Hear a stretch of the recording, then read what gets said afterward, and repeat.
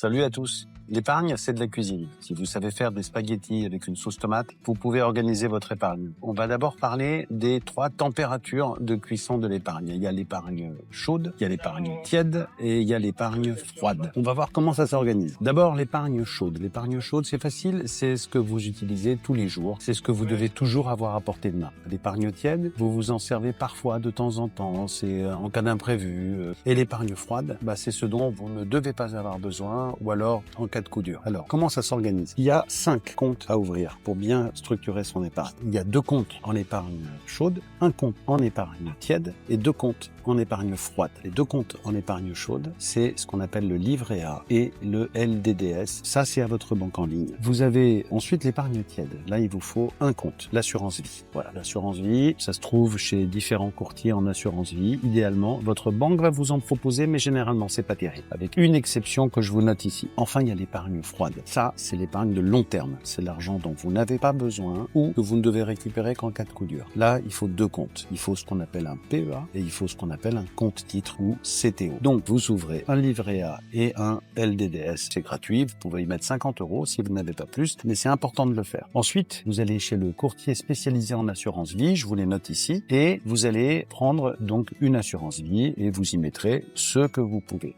On va voir ensuite qu'est-ce qu'on met sur quoi. Et puis, vous ouvrez le PEA. Ça, c'est très important. C'est aussi important que l'assurance vie parce qu'il y a une défiscalisation au bout d'un moment. Donc, même si vous y mettez 100 €, ça vous sert à prendre date. C'est à partir de là que le fisc va compter l'ancienneté de votre compte, même s'il y a quasiment rien dessus. Donc, vous prenez date, vous ouvrez une assurance vie et vous ouvrez un PEA. Ça, vous pouvez l'ouvrir dans différents établissements, y compris votre banque, comme Boursobank, Fortuneo, etc. Et le compte titre ordinaire, il y a des courtiers spécialisés.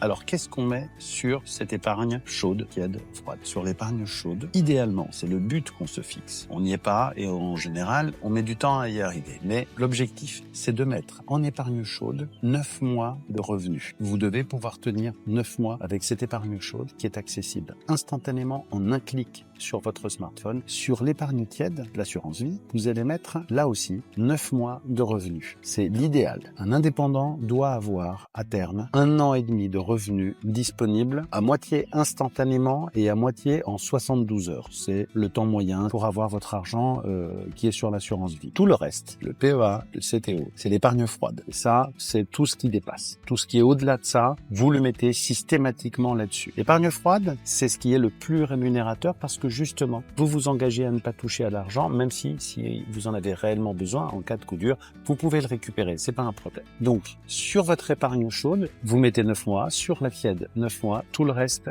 sur l'épargne froide, dans des proportions qu'on détaillera dans un autre tutoriel. Très important, même si vous n'avez pas d'argent, vous ouvrez ces 5 comptes. Ces 5 comptes, ça va vous prendre 1 heure, c'est chiant, mais il faut le faire. D'abord parce que ça prend date, et 2 parce que même si vous n'avez pas d'argent, ça commence à travailler. Même si c'est 10 € que vous mettez de côté par mois. Donc, celui qui a déjà pas mal d'argent, il fait, comme je disais, 9 mois en épargne chaude, 9 mois en tiède et le reste en froide. Celui qui n'a pas d'argent, il commence proportionnellement.